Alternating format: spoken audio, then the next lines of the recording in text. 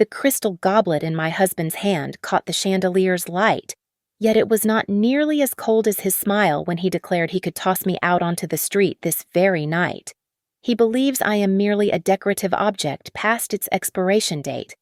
However, he forgets the most basic fact.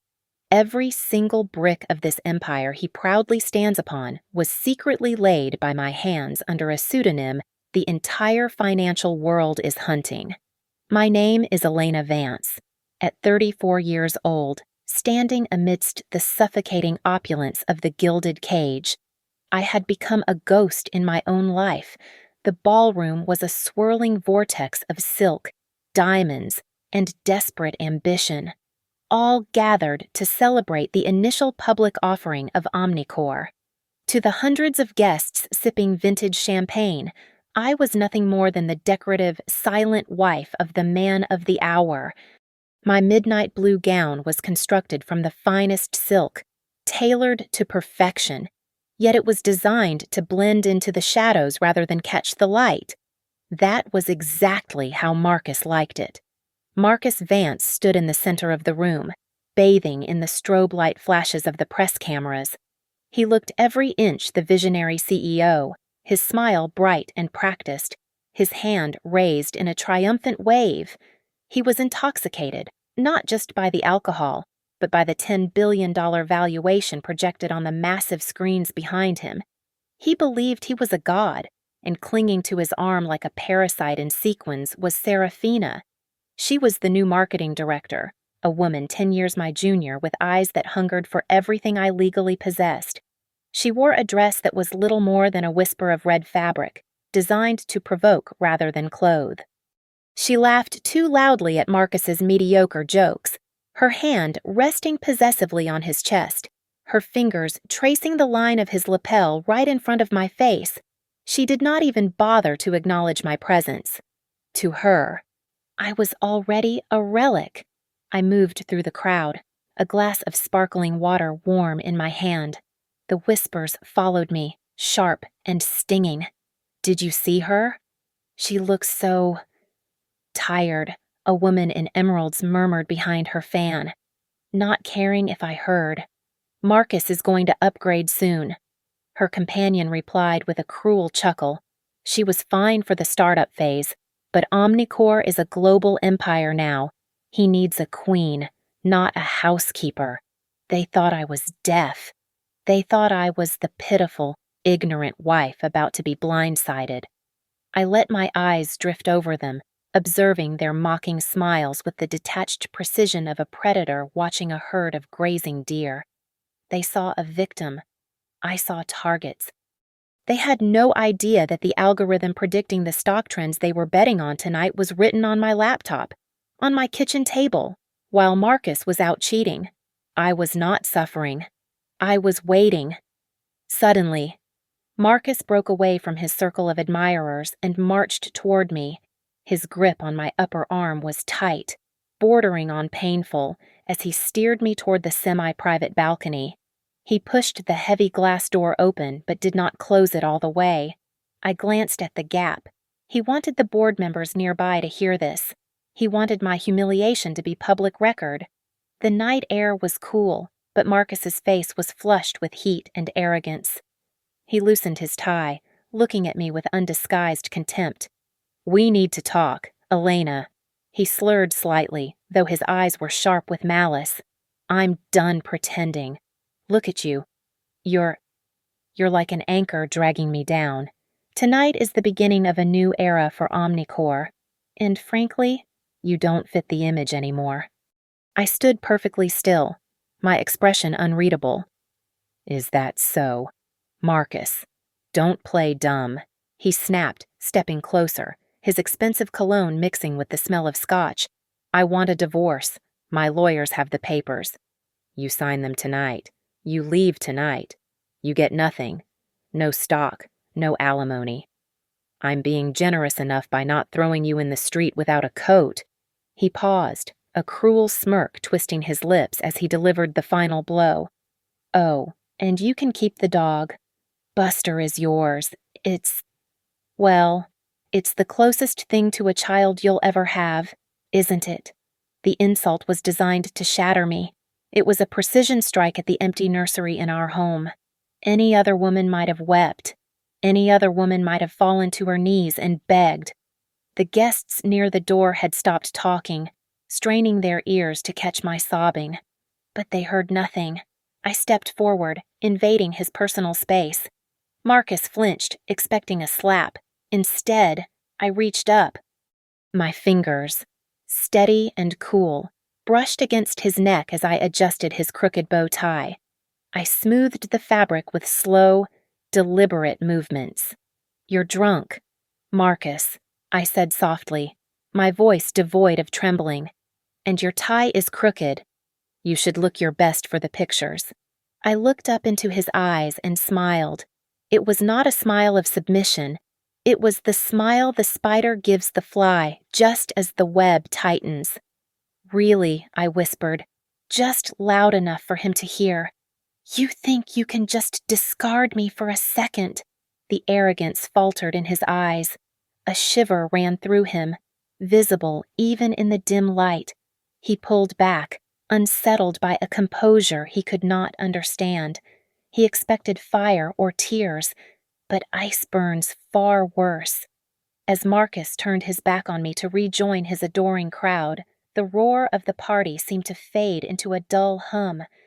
My mind drifted backward, away from the champagne towers and the false smiles, landing heavily on a rainy Tuesday evening 7 years ago. Back then, Marcus was not the titan of industry standing in the spotlight tonight.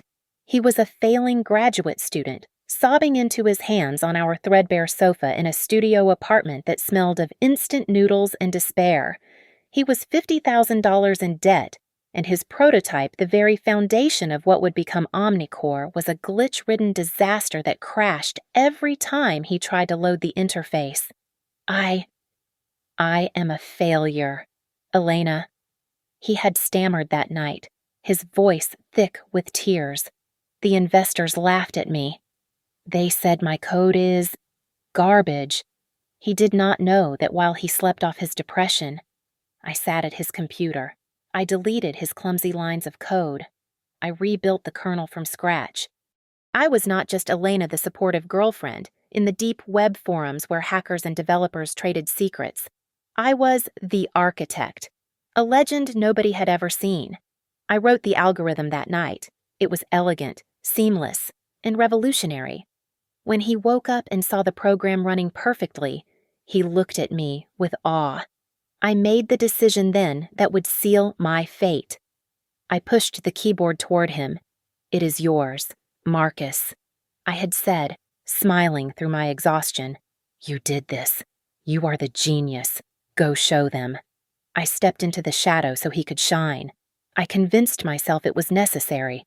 Marcus needed the confidence. He needed to believe he was the golden boy. For the next 5 years, I lived in a perpetual state of burnout. I worked 20 hours a day in our home office, the glow of the monitors turning my skin pale, writing the updates and patches that kept his company alive.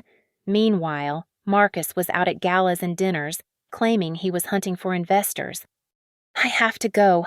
Elena," he would say, adjusting his silk tie in the mirror while I sat there in my pajamas, eyes burning from lack of sleep. "Networking is exhausting, but someone has to be the face of this company."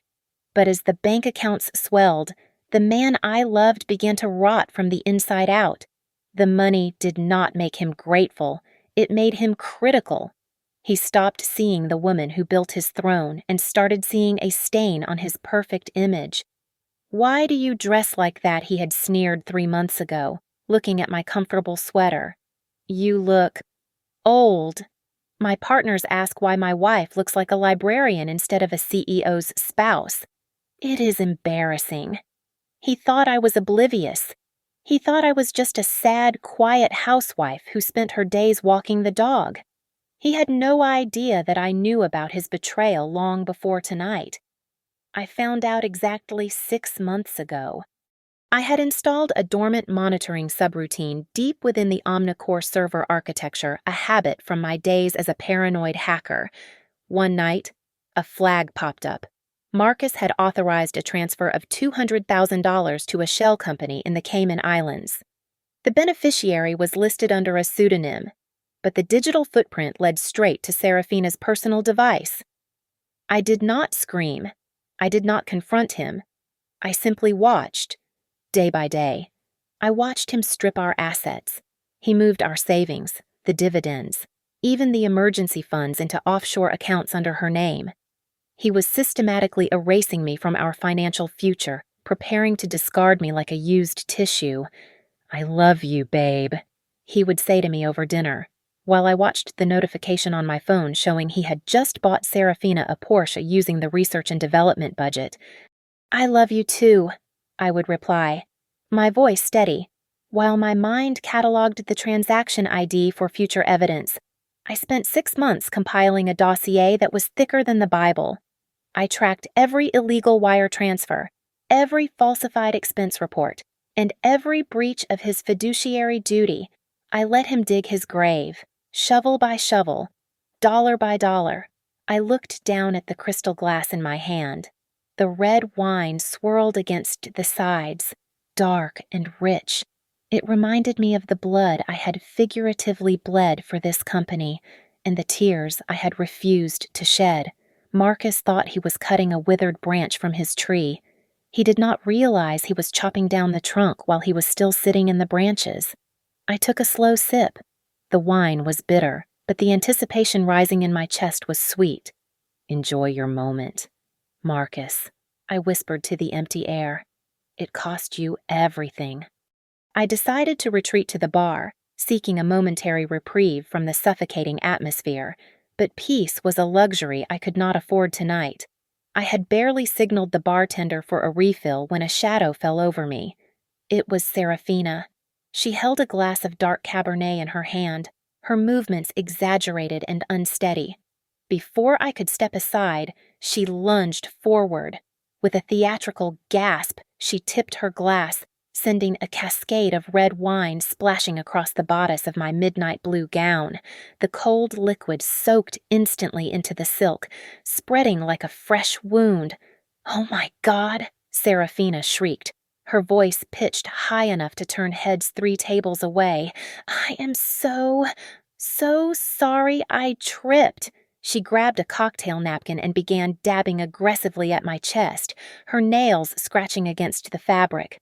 I caught her wrist to stop her, but she leaned in close, her perfume cloying and heavy. Her mask of distress vanished the moment her face was inches from mine, replaced by a sneer that was pure venom. "You should thank me," she whispered, her voice a low hiss only I could hear. "This dress was ugly anyway. It matches your face. Old, tired, and completely out of place. Marcus can't stand looking at you anymore. Why don't you just disappear?" I released her wrist and took a step back, brushing the napkin from my dress with a flick of my hand. I looked her up and down, my expression one of mild curiosity rather than anger. "The wine will wash out," I said, my voice projecting clearly enough for the nearby guests to hear the calm in my tone. "But I am afraid there is no dry cleaning solution for that dress of yours. Tell me, Serafina, is that polyester?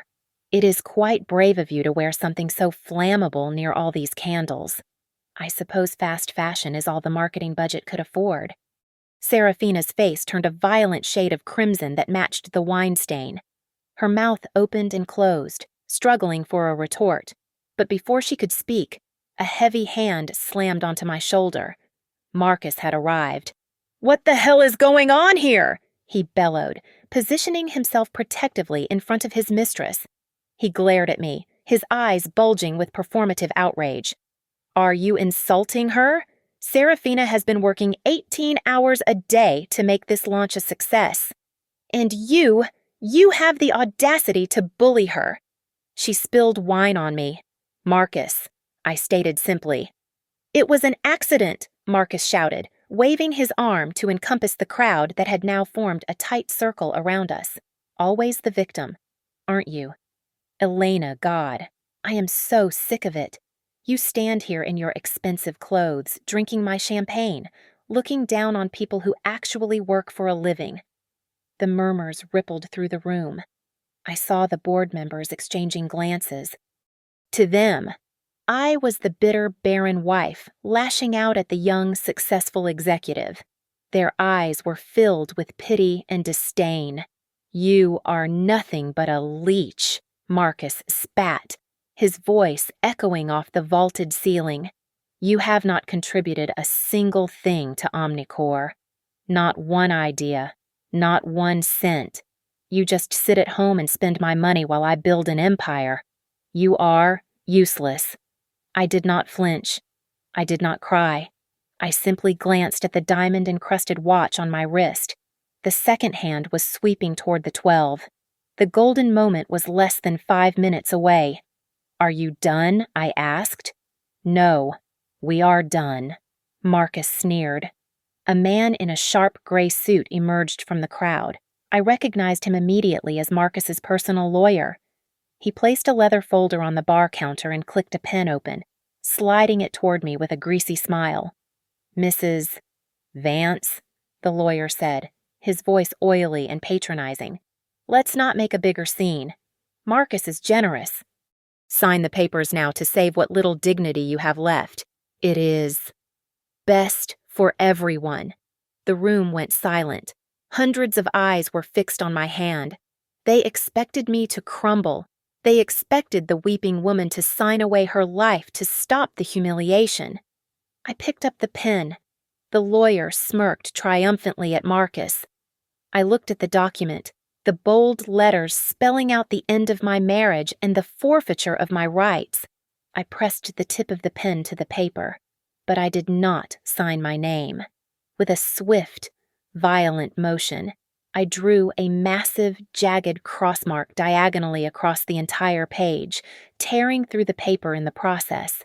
I dropped the pen into Seraphina's half-empty wine glass. "I don't think so," I said, my voice cutting through the silence like a blade. The silence that followed my refusal was heavy, but my mind was already miles away, replaying a conversation from just 48 hours ago.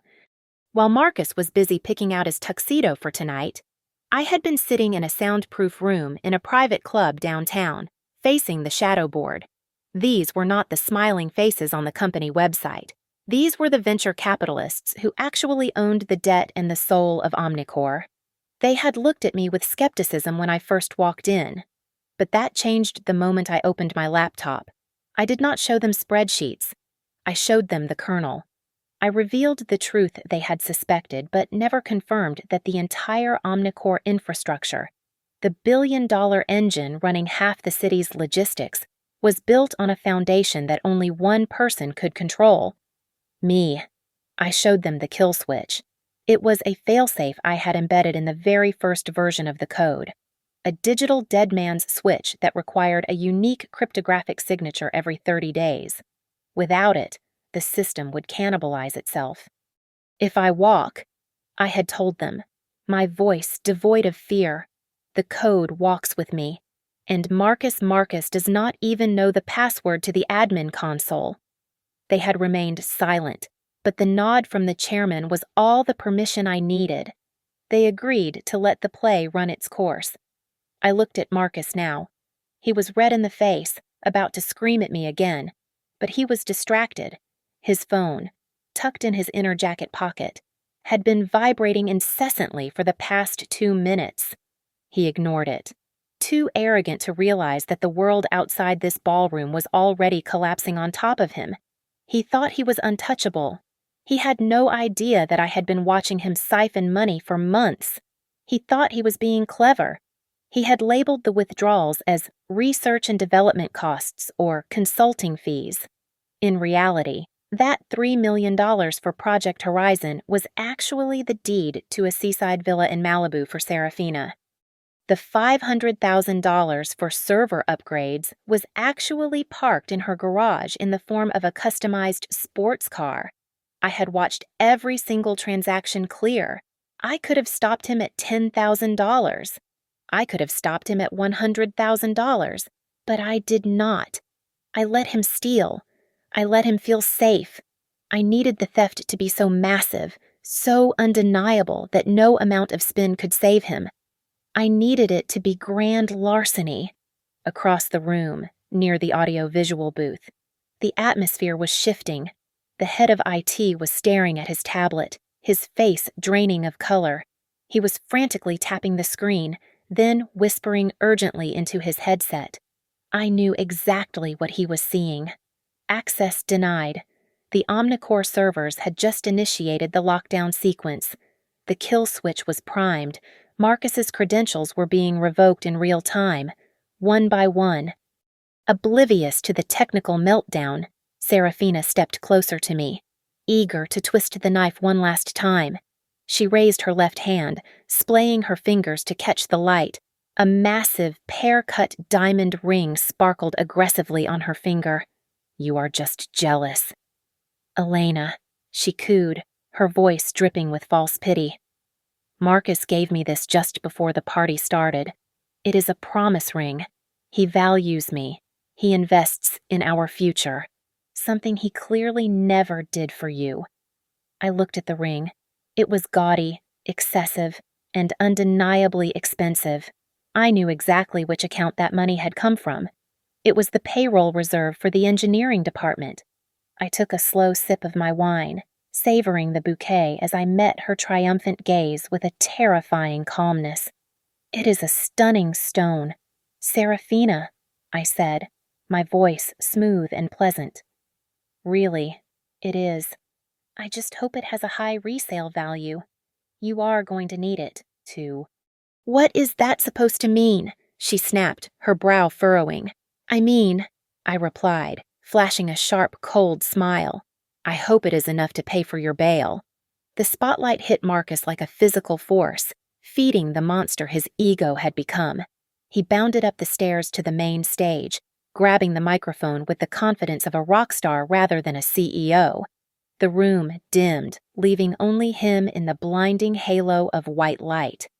I sat back down at my assigned table in the shadows, crossing my legs, watching the performance of a man walking off a cliff blindfolded.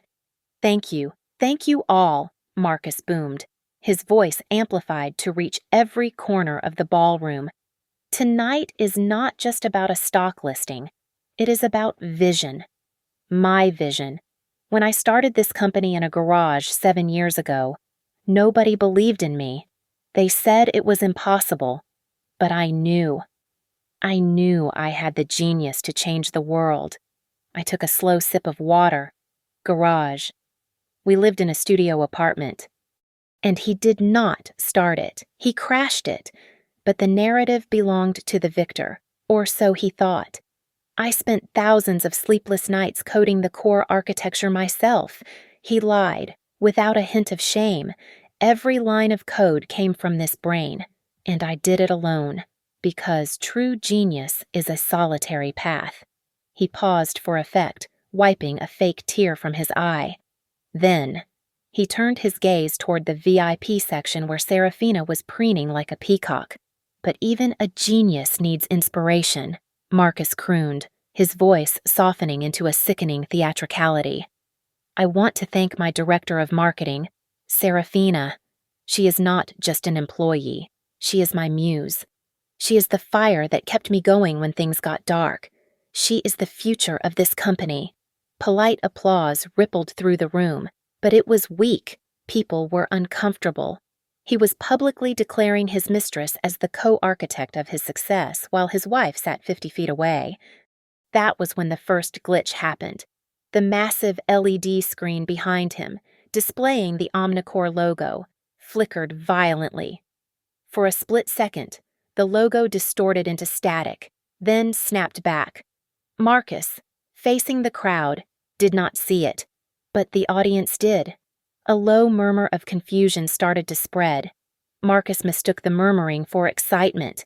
He was high on adrenaline and champagne. He decided to go off script. He decided to give Serafina the ultimate gift right there on stage. "In fact," Marcus shouted over the rising whispers, "I think it is time to cut the dead weight, to really fly." You have to shed what holds you back. He locked eyes with me. The spotlight spilled over slightly, catching the edge of my table, but leaving me mostly in the dark. He wanted to destroy me. He wanted to strip me of my dignity in front of the entire financial elite of New York. Some people think marriage is a contract you can't break. He sneered into the microphone, his voice dripping with malice. But let me tell you something, Elena. You are nothing without me. You are a footnote in my biography. The screen behind him glitched again. Longer this time. A few people pointed. Marcus ignored them, his eyes fixed maniacally on mine. You think you can threaten me. You think you have any power here. He laughed, a cold, ugly sound. I am the king and you. He leaned into the microphone, his voice booming like thunder, ensuring every waiter, every shareholder, and every reporter heard the death sentence of his career. I can dump you anytime I want. The silence that followed was absolute. It was not the silence of respect. It was the silence of shock. The band stopped playing. Waiters froze with trays in mid-air. The sheer, unadulterated cruelty of the statement hung in the air like a toxic cloud. He had just publicly abused his wife at his own IPO party. Marcus stood there, chest heaving, smiling like he had just won a war. He waited for me to run away crying. He waited for me to shatter. Instead, I pushed my chair back. The sound of the metal chair legs dragging against the marble floor echoed through the silent room like a gunshot. I stood up slowly, smoothing the front of my wine-stained dress. I lifted my chin, meeting his gaze with a terrifying emptiness. The time for hiding was over. The architect was online. The silence in the ballroom was absolute, creating a vacuum where the only sound was the rhythmic, deliberate click of my heels against the marble floor. I did not run. I did not stumble. I walked toward the stage with the measured pace of an executioner ascending the scaffold. The crowd parted for me, their expressions shifting from pity to a confused awe. They sensed the shift in the air. The woman who had sat in the shadows was gone. In her place was something far more dangerous. I reached the stairs and ascended them. My eyes locked on Marcus.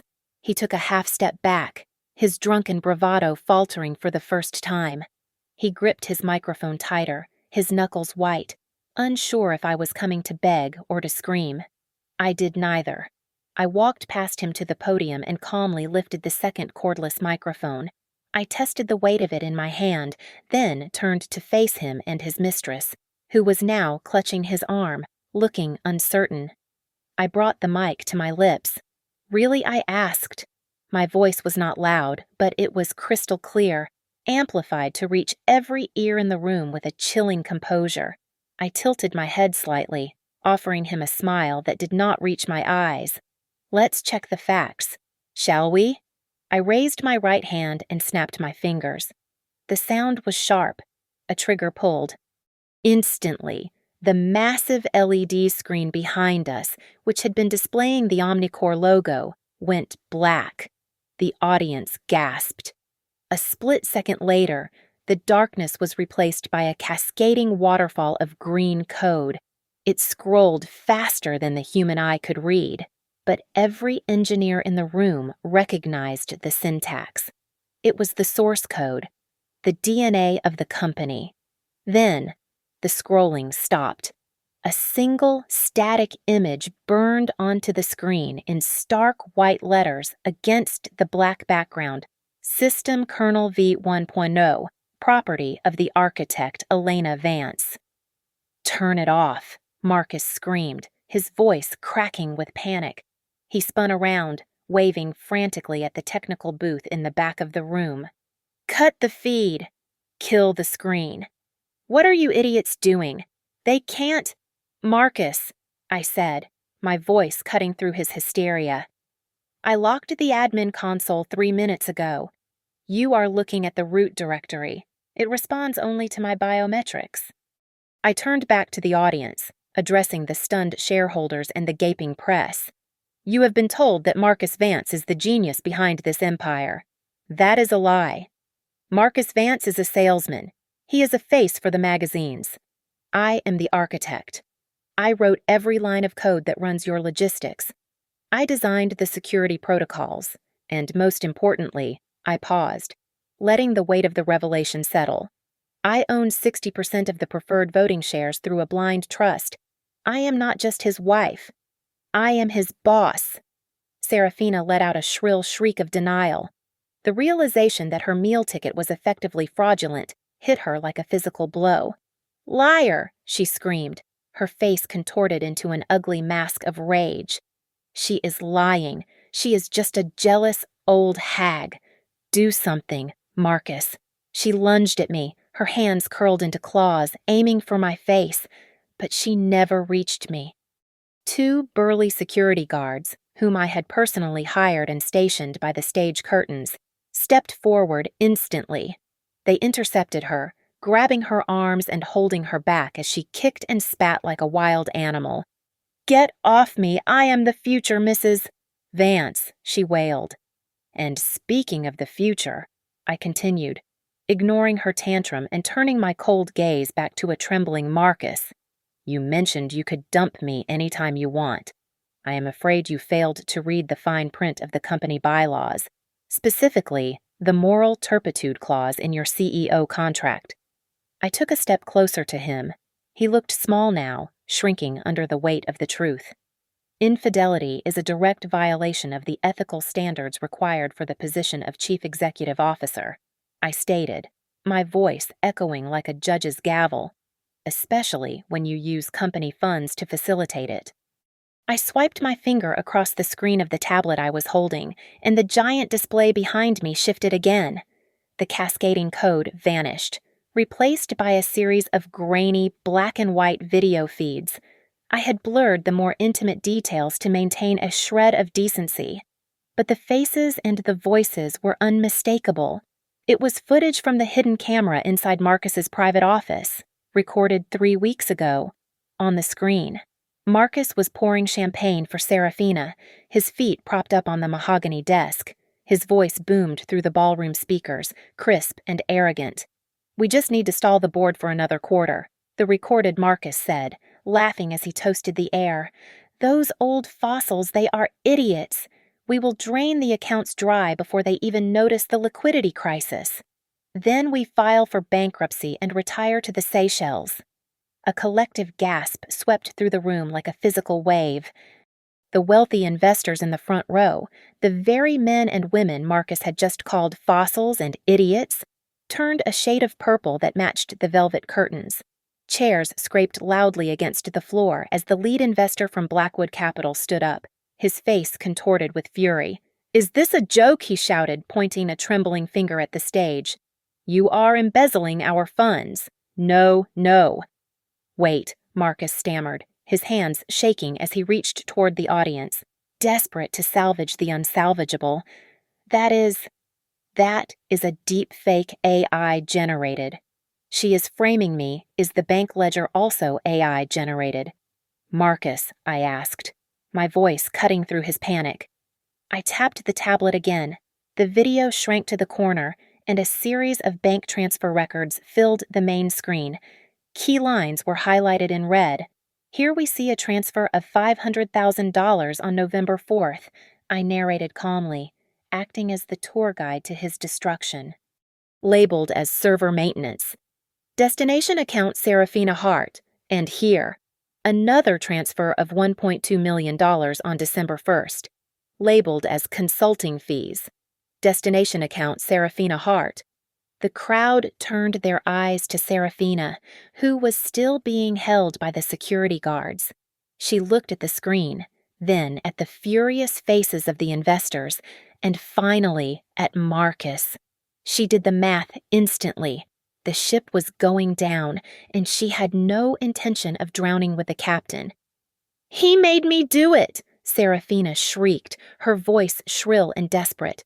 She struggled against the guards, pointing an accusing finger at Marcus. I didn't know the money was stolen.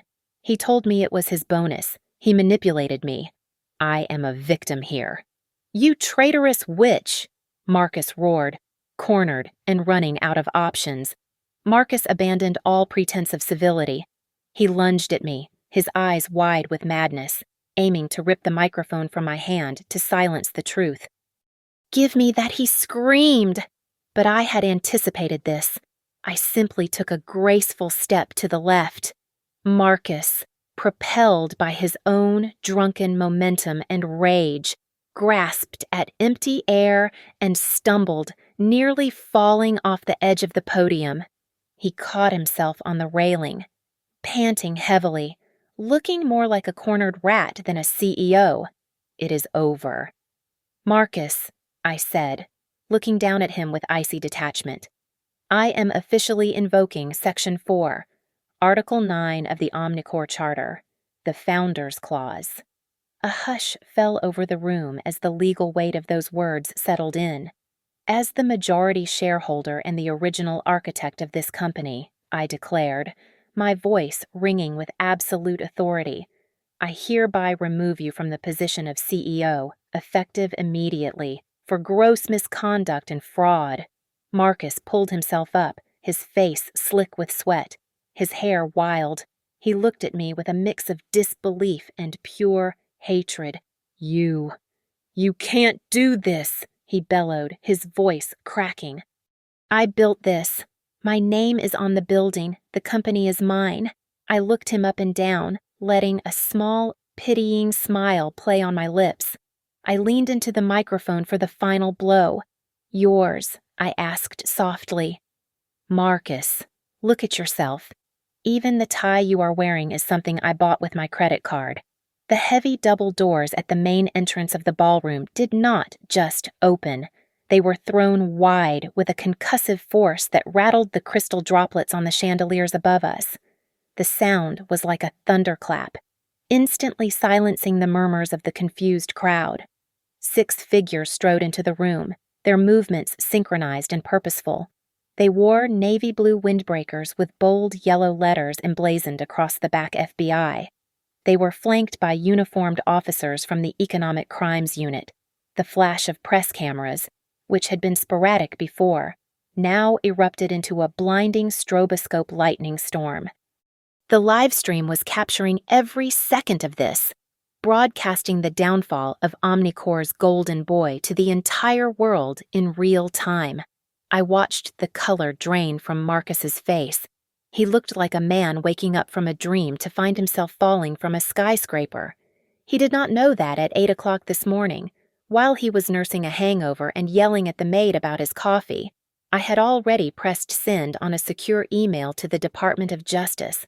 The file attachment contained 5 years of ledger discrepancies, wire fraud evidence, and the metadata proving he had cooked the books to inflate the stock price before the IPO.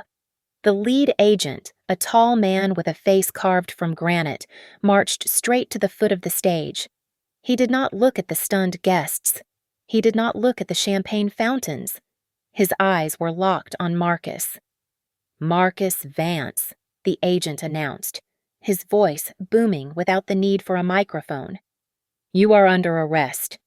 Marcus gripped the podium, his knuckles turning white. On what grounds? This is a mistake. You need to call my lawyer."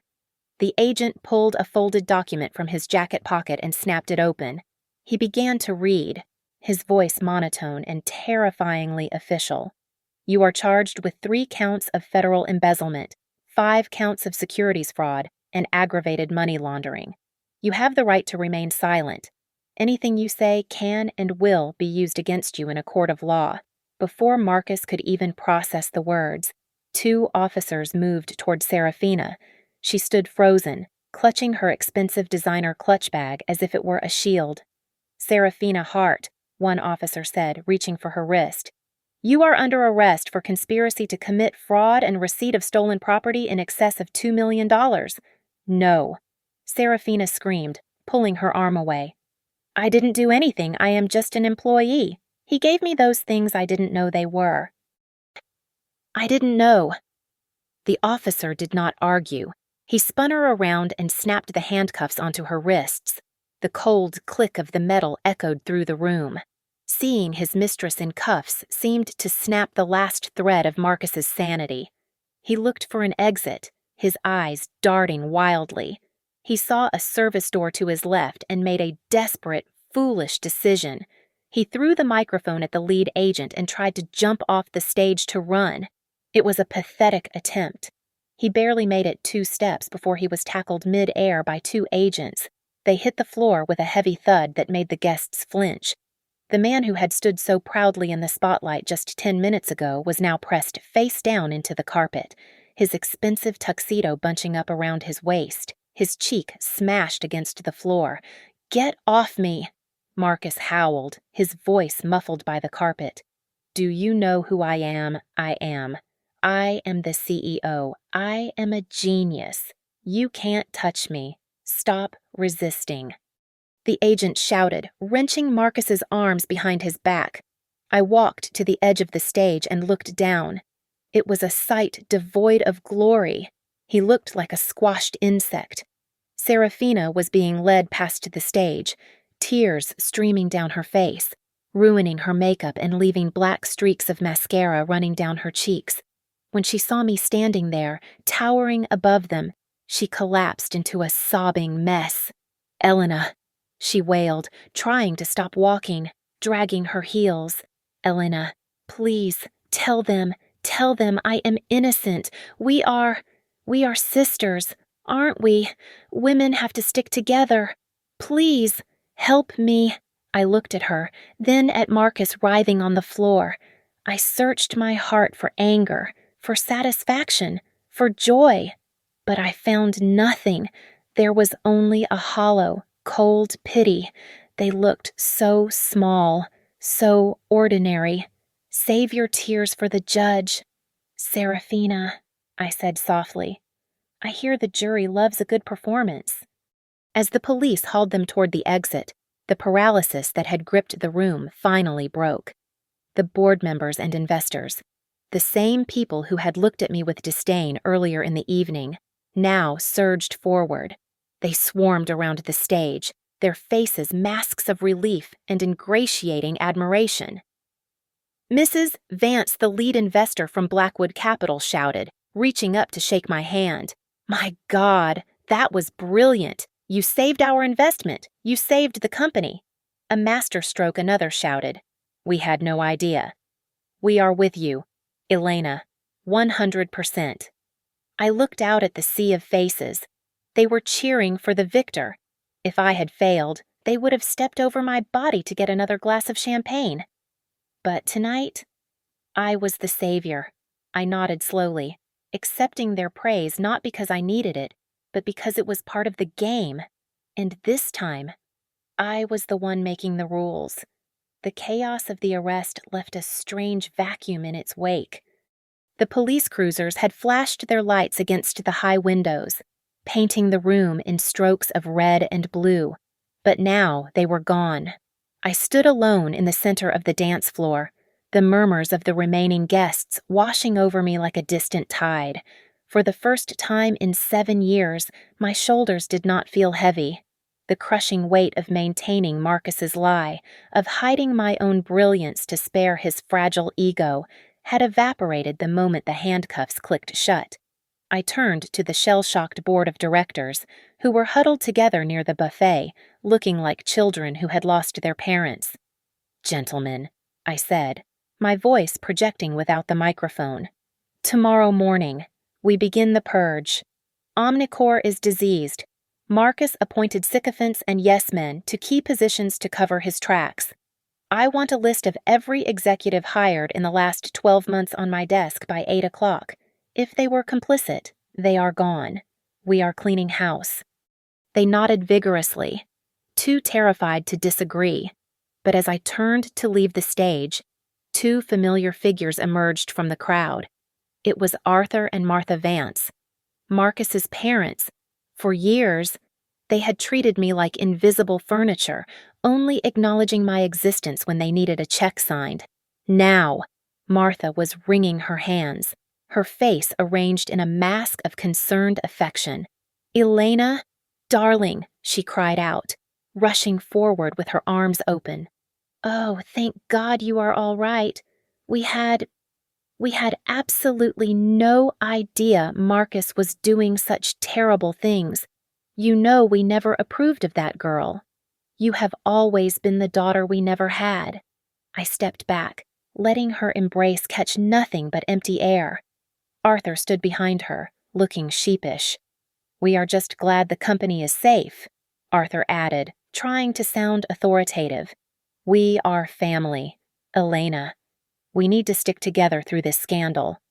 I looked at them, remembering the vacation photos they had posted last month from a yacht in the Mediterranean, a trip paid for by the consulting fees Marcus had stolen.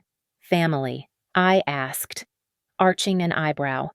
"When Marcus told me I was useless at Christmas dinner last year, you laughed. Martha, you said I should be grateful he kept me around. Well, I have some news for you." I took a step closer, my voice dropping to a whisper that was colder than the grave. "The monthly stipend Marcus paid you from the company accounts is officially terminated. It was classified as embezzlement proceeds. In fact, the FBI might be looking to recover those funds from you. I suggest you sell the beach house. You are going to need the money for lawyers." I left them standing there, their mouths gaping open like fish out of water, and walked toward the VIP exit where my personal lawyer, James, was waiting. He held a thick folder in his hands. "The papers are ready," I asked. "Drafted and ready for signature," James replied, handing me a gold fountain pen. "Since we have video evidence of adultery and financial fraud, the prenuptial agreement is null and void. You get everything: the house, the liquid assets, the intellectual property. It is a unilateral filing. He does not even need to be present to sign." I signed my name with a flourish, the ink flowing smoothly onto the page. It felt like signing a Declaration of Independence. "And Serafina?" I asked. "We have seized the assets," James confirmed. "The Porsche, the penthouse lease, the jewelry. It is all being repossessed as we speak." "Good," I said, handing the file back. "Auction it all off. Every single item. Donate 100% of the proceeds to a charity that supports women starting careers in STEM. Let her stolen luxury build the next generation of female architects." I walked out of the hotel and into the cool night air. The paparazzi were waiting. A wall of flashes erupted, blinding and intense. They shouted questions, fighting for a soundbite. "Mrs. Vance, Mrs. Vance. What happens to the company now? Is Omnicore finished?" I stopped at the top of the stairs. I looked directly into the camera lens of the nearest news crew. "Omnicore died tonight," I declared, my voice steady. "Tomorrow, the NASDAQ ticker will change. We are now Phoenix Tech, because we are rising from the ashes of mediocrity." "And what about your husband?" a reporter yelled from the back. "Do you have any words for him?" I paused, a small, genuine smile touching my lips for the first time that night. "Just one piece of advice for everyone watching," I said. "Never underestimate the woman standing behind your success. She might just be the one holding the keys to the castle." The heavy oak gavel struck the sound block with a finality that echoed through the packed courtroom, signaling the end of a 3-month legal nightmare. The judge, a stern woman with spectacles perched on her nose, looked down at the defendants with zero sympathy. "Marcus Vance," she declared, her voice booming without the need for a microphone, "for the crimes of grand larceny, securities fraud, and conspiracy. You are hereby sentenced to 15 years in federal prison without the possibility of parole for the first 10 years. Marcus slumped in his chair. The arrogant tech mogul who had stood on that stage was gone. In his place was a hollow shell of a man in a drab orange jumpsuit, his hair thinning and unkempt, his eyes rimmed with red, beside him. Serafina let out a choked sob as the judge continued. "And you, Serafina Hart, for your active role in the conspiracy and receipt of stolen goods, you are sentenced to 5 years. I sat in the front row of the gallery. I was not wearing black today. I wore a tailored white suit, sharp and pristine, contrasting against the gloomy wood of the courtroom. I was not here as a grieving wife or a bitter victim. I was here as the witness, the prosecutor of truth, and the queen who had reclaimed her kingdom. As the bailiffs moved in to shackle them, Marcus turned his head.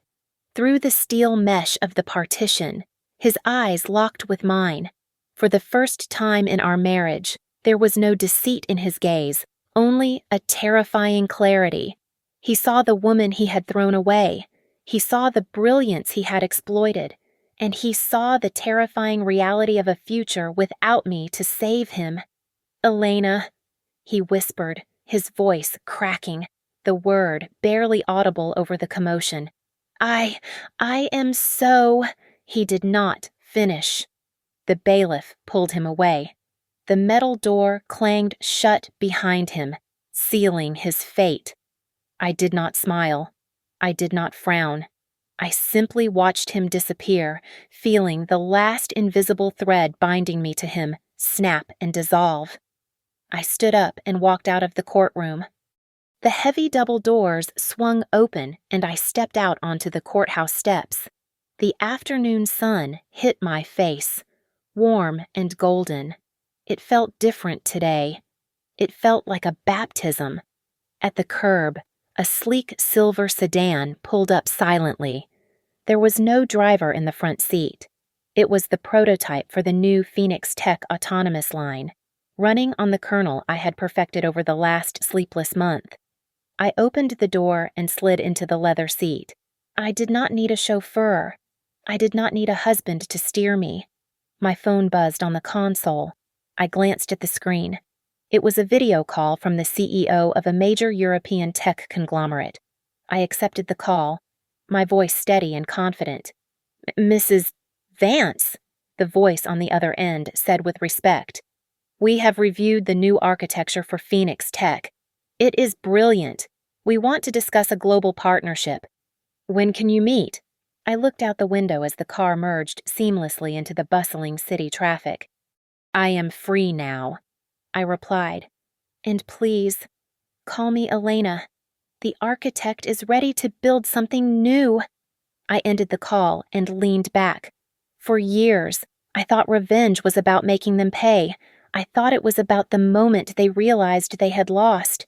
But as the city skyline blurred past me, beautiful and limitless, I realized I was wrong. The sweetest revenge was not seeing them in chains. It was seeing myself free. It was realizing that I was not a supporting character in his story, but the hero of my own. I placed my hands on the wheel, not to steer, but just to feel the vibration of the engine I had built. The past was a rearview mirror I no longer needed to check. I looked straight ahead, into the blinding, beautiful sun, and smiled. Thank you so much for listening to this story. I really hope you enjoyed following Elena's journey from betrayal to empowerment. I would love to hear from you, so please comment down below telling me where you are listening from and what you thought of Elena's final revenge. Let's chat and share our thoughts. If you enjoyed this story, please make sure to subscribe to the channel Mia Revenge Stories, like this video, and hit that hype button so this story can reach and inspire even more people. See you in the next story.